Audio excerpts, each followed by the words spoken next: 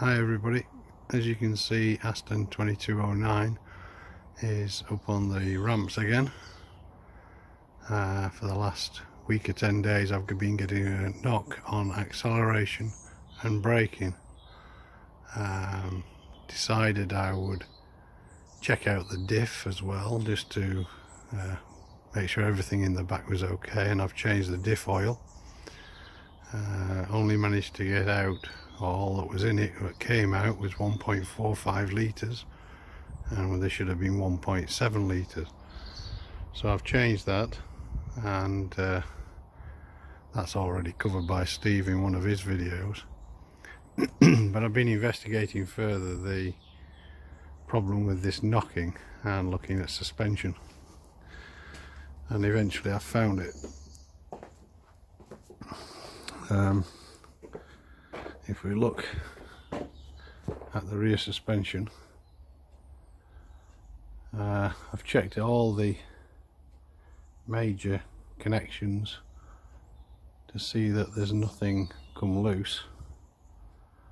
No bolts missing, no bolts sheared, shock absorbers are fine, and eventually I tracked it down to the lower wishbone suspension mounting, this is the part of the assembly that the shock absorber mounts onto, but it's this part here, the very bottom part, which is the issue. And I'll show you now exactly how it manifests itself, and you'll be able to see what the problem is. So if I take a lever and come round the other side and put it in here,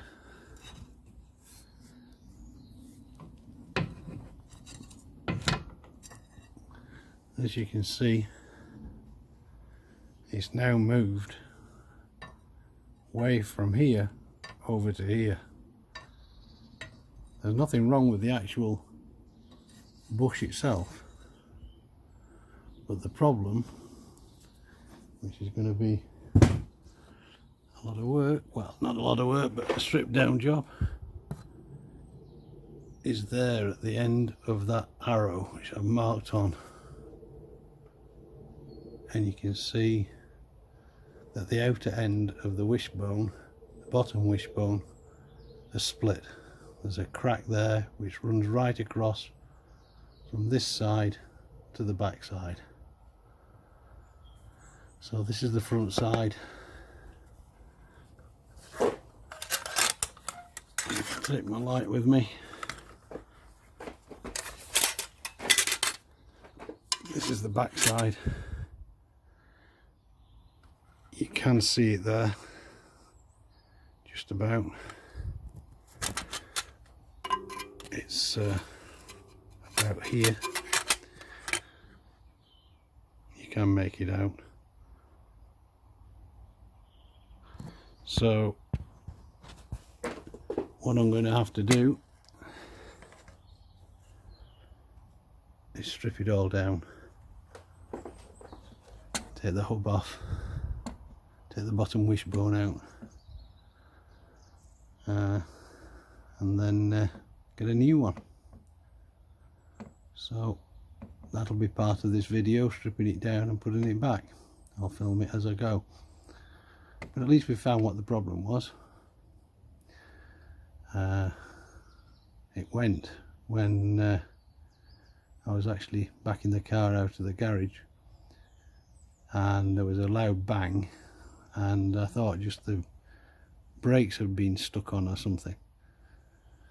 I put the car away wet, and I think for sure the pads had adhered themselves to the disc, but it stood for about 3 weeks after I put it away. I'd washed the car, washed the wheels, obviously water on the disc pads. I never put the handbrake on, but it still started to get a bit of surface rust, as the discs do when they've been stood a few days. but them being stood for 3 weeks had really got a grip of it. So as I came to back out, I put it in reverse, and nothing didn't want to go anywhere, so I gave it a little bit more of the right foot, and then there was a bang, which I thought was the brakes releasing, and off we went. And then from then on I was getting a knocking on hard acceleration and braking, and it was obvious that the wishbone and the drive assembly, the hub, were moving backwards and forwards in this bush due to the crack. So it's time to take it off, put a new one on.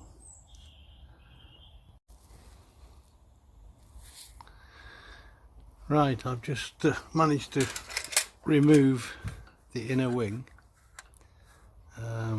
which I must admit was a bit more difficult than I expected. They're all T30 screws, but the UK being what the UK is, half of them were rusted in, so I've had to drill a few out. So I've got a few more repairs to have to do to the inner liner. But just while we're here, I thought I'd take a few shots of the inside. There's the fuel filler pipe coming down above the shock absorber there. Goes in towards the fuel tank, which is actually inboard. Top of the suspension mounting.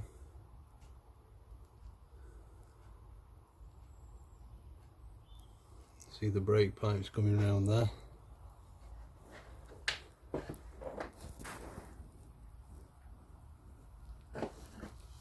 And that's the detail of the inner parts of the main structure of the car. The lower sill, you can see quite a bit of rust on there, where the screws have been mounted for the inner wheel arch liner. So all those will have to be cleaned up. I've got a sandblaster so I can blast them and repaint them. All the rest of the aluminium, of course, looks fantastic.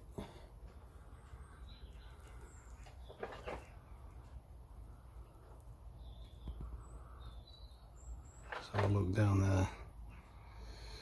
That's the main longitudinal member of the car, packed with expanding foam, and the sill to the left, and there's a broken off mounting for one of the screws for fixing the inner liner. There, as you can see there, they are araldited or cemented or by something onto the inside. Look at that, how terrible is that? So that's going to have to come off. Clean that up, new mounting clip on, that'll be okay by the time we're finished. So if anybody wanted to have a look behind the liner on the back rear wheel arch, this is the left hand side of the car below the filler cap, then you can pause the video and look at specific things if you need to.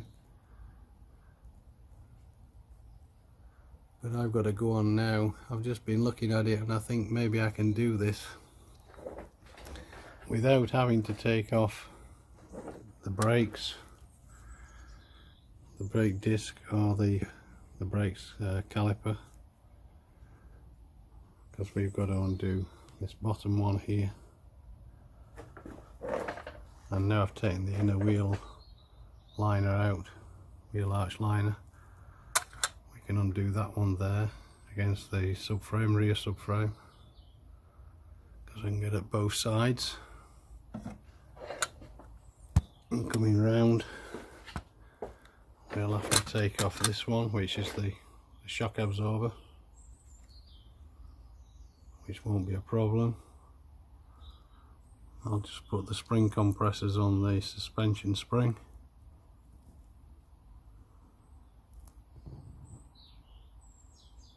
then undo that bolt, and then the offending area, we've got good access to that bolt there, which is the rear bolt. Coming round to the front, that one there, the nylock nut on that one. Of course, back to the view of the offending item. So it's looking like this linkage as well, which comes off the rear roll bar. You can see the roll bar is here. This is the roll bar coming around here. Has a rear mounting.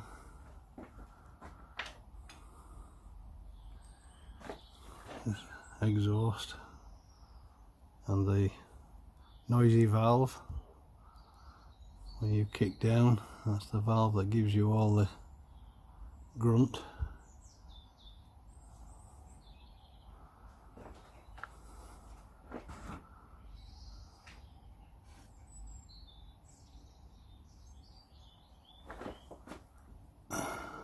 Spending a bit of time on this a minute because I'm not sure of the operation of that now, because if I can hold the light separately, what's going on here, that appears to be the only thing that's actually connected to it. That's what happens. You put your foot down hard, that goes in, closes, opens that baffle and allows the exhaust straight out. I think I'll just check the operation of that later, but it's not a priority just at the moment. The car sounds fantastic as it is, so I'm not worried about that for now. So you can see plenty of copper slip still on the handbrake linkage from when I did the brakes the other month. New rotors, new discs, new handbrake pads, and yellow stuff brakes.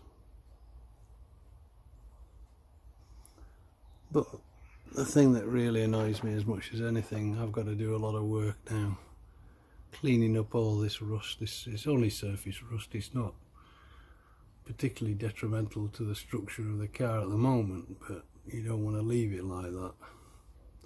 So things will be getting a good wire brush down. If I can get them off and in the sandblaster, I'll do that. But I don't want to have to dismantle too much. Really, the priority is to get this lower wishbone repaired. So when I've got it off, we'll come back and see what exactly the problem's been in a bit more detail.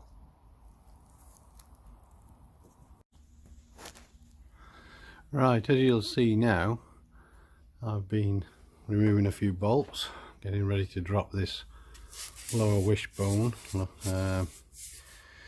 I've removed the bolt for the shock absorber, which is part of the actual suspension spring assembly. This bolt now is the one that's loose, it's ready to come out. There we go, that's that one out, which is the bottom of the hub. So just put it back there for a minute. This one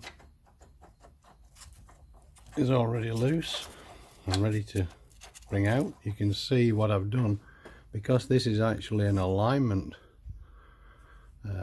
assembly. It's an off-center washer, part of the nut, part of the bolt. I marked it where it was when I first started disconnecting it, to make sure that it goes back in the same place. I will have to have all the tracking redone once I've finished anyway, but at least I'll be starting from somewhere that's fairly close to what it was originally. So that's the shock absorber disconnected and the lower bolt.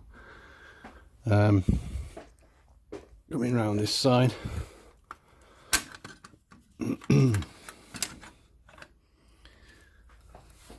this is the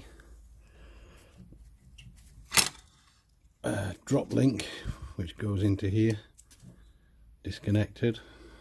As you can see, this is on the end of the track rod arm. The bolts come out fairly easily on that. An interesting one up here is that the bolt here, which is loose as you can see, also ready to come out, has a nut that's behind here. Unfortunately, Aston made it fixed in place, so it's locked in the bolt, the nut. So when you undo the bolt, the nut stays where it is. It's captive. So it means that you can take the bolt out easily. So everything is now ready to be dismantled. Everything's loose. The drop link, as I said before, let's move the light out so we're not getting too much direct into the camera. The drop link here from the roll bar, which is here, the end of the roll bar. This drop link is disconnected, so that's done. The shock absorber mount is done, the bottom of the hub assembly is done, and the inner connection of the wishbone to the subframe is also undone here as well. So I'll go on now and see if I can actually just really easily drop this down, this wishbone, and we'll see if it comes out okay. All right.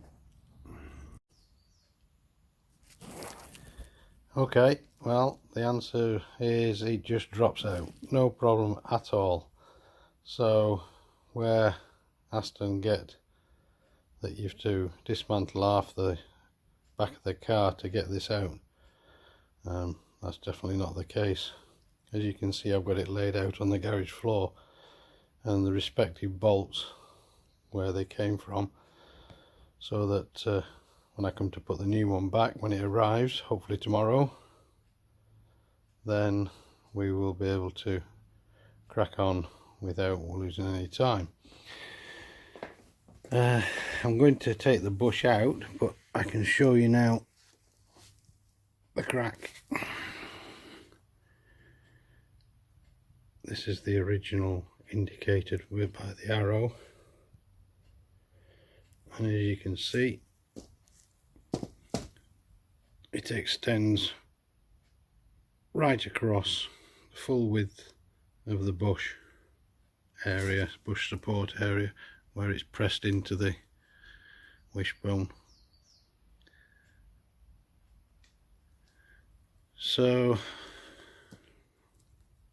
clearly got to be replaced with a new one. There's no fixing that. It's a casting, an alloy casting as well, so that's not going to take friendly to any attempts to weld it, and the new one's on its way. I'll take the bush out now, see how easy that comes out, and have another look at it then. Yeah, that's going to come out really easy. Okay.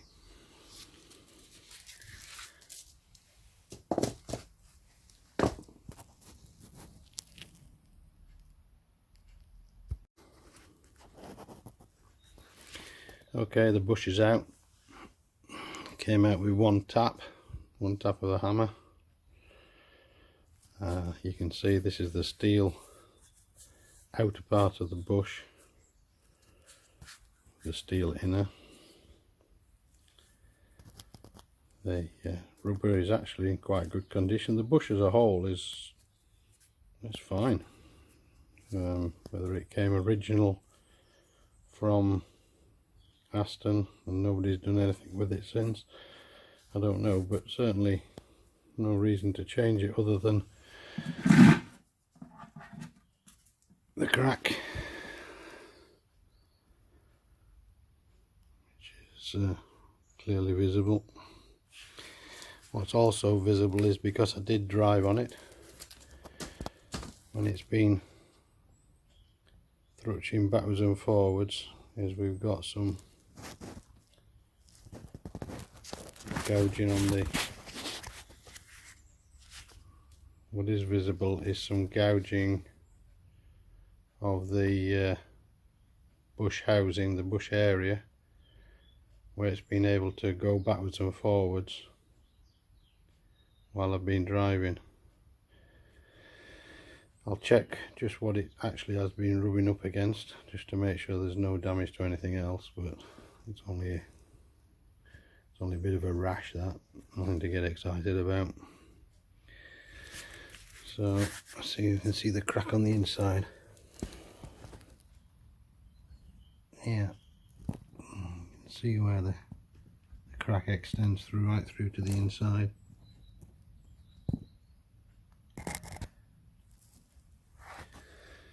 So to think about that, make sure we get it the right way around. And that's the bush that came out of there. There we go.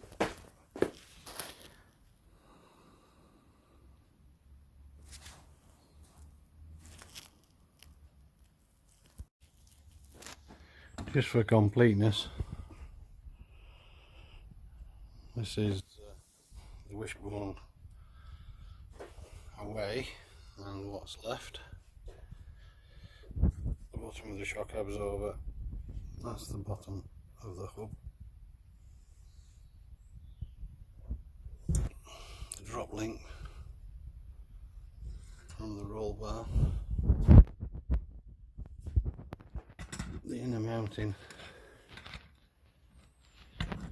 which is, as you can see, still got the mark on that I put there to make sure the bolts go back in pretty much the same position. And also this is the mounting at the front end of the wishbone assembly, and behind that plate there is the captive nut, which was a great help because it was a bit awkward to get a socket in and or the spanner on it, but wouldn't have stopped us. As you can see, the new wishbone is now in position. The bolts are all snug but not tight, so that I can go on to the next stage of torquing everything in. I've just got the lever from the roll bar to put in. Just a little tip for anybody doing this for themselves. I've just found out that having put the bolts in at this end, in here for the inner connections for the wishbone to the main subframe, the shock absorber bolts in, the bolt for the connection to the hub is in. But what happens is, if you do all that and then realise that you've not connected in the drop link arm, I've either got to now, because I can't get it in, I can't move it to any position to get past, to mount it down to here. I've now got to either take these bolts out again at the end of the wishbone and undo the shock absorber again, or release it from the end of the roll bar, because I've tried every which way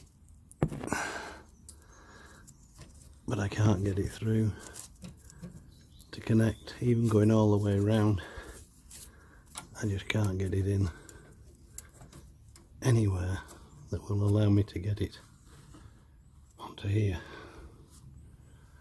Plan ahead.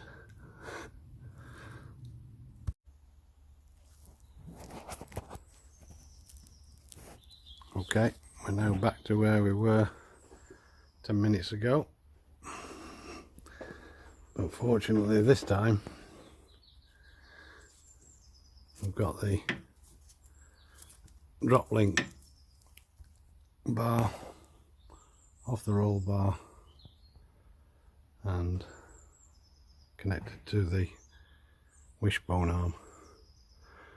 So all the bolts are now in the wishbone,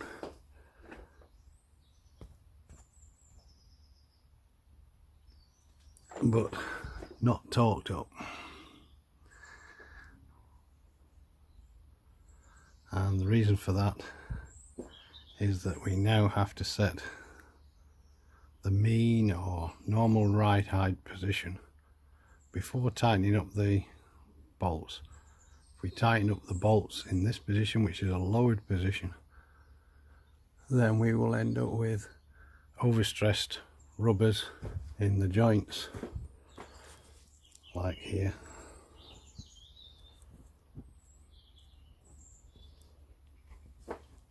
and in here,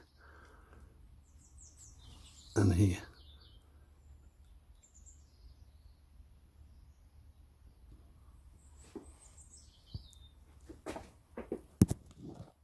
And the most easiest to show is those. As you can see, there are two rubber parts of the bush, and as you tighten them up, even as I did it, what I thought was fairly slack, they were already starting to be gripped by the steel plates either side, so everything was squeezing in, and that was even with just a socket with nominal pressure on it. So they're all backed off a bit now, and they will rotate on the pins fairly easily. Once we've tightened them all up at torque, then the pins won't rotate and the arm will move in the rubbers, which is exactly what it's supposed to do. So at the moment, because it's up in the air and everything is just hanging, then it's down at its lowest point on the suspension. So what I'm going to do now is put a couple of blocks down on the floor and then lower the car on the ramp until the wood of the blocks pushes the rotor and hence the suspension upwards, until we find the natural position of the rubber joints to suit the car when it's in its normal ride height position. So the idea is to put a block on the floor, you'll see it, I'll film it, and it will press under here.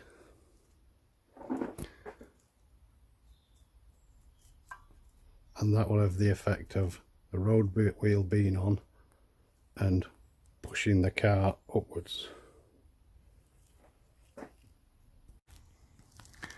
Right, I'm just about rigged up now to check the ride height.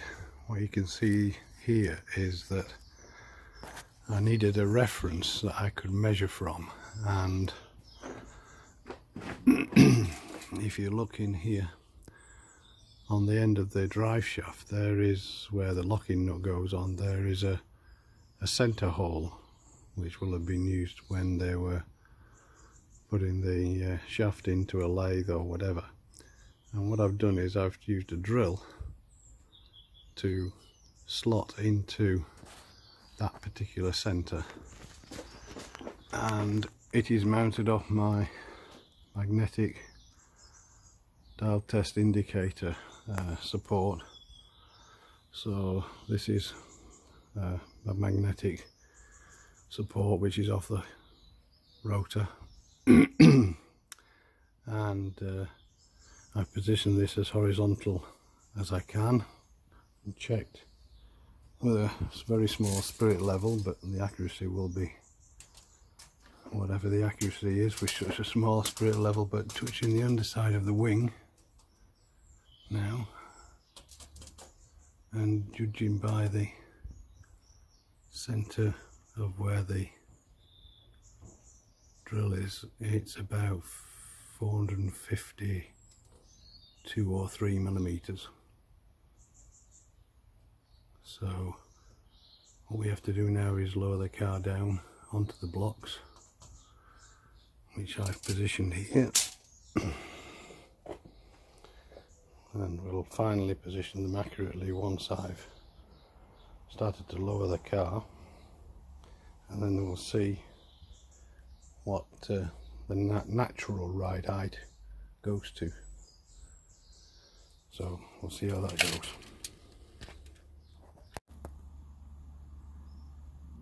Right, as you can see, I've now lowered the Aston down onto the blocks, and it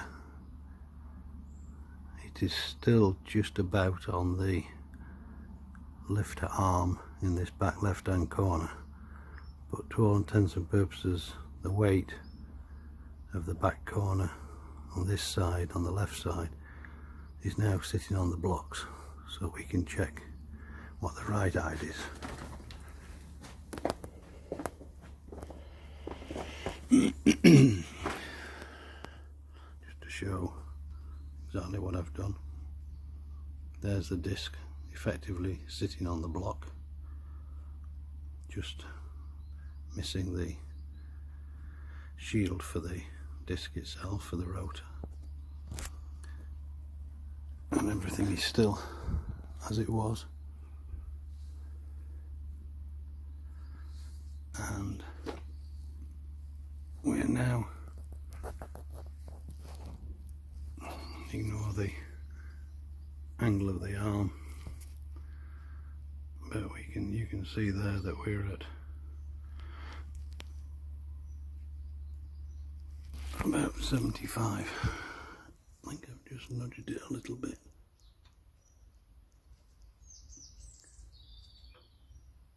Yeah.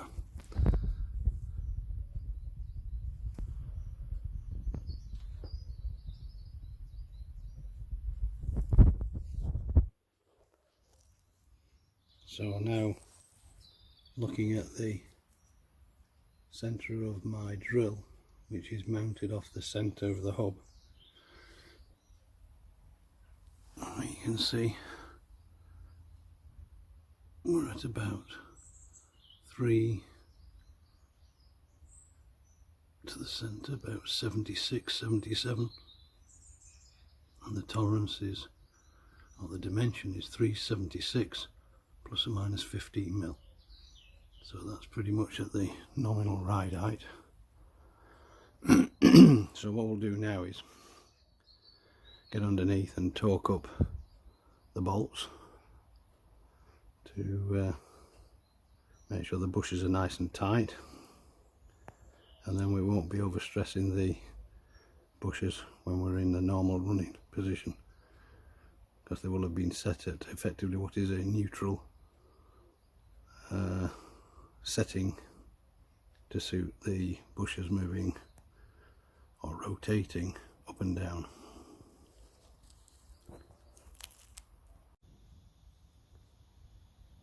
Okay, the torquing up exercise is now complete underneath, and as a final check,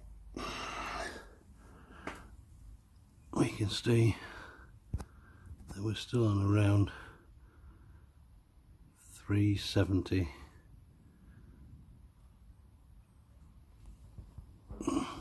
Probably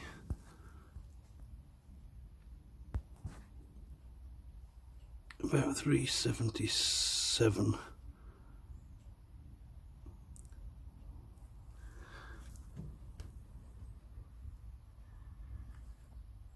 Which within a tolerance band of plus minus 15 on a measurement of 376. To me, you don't get any better than that.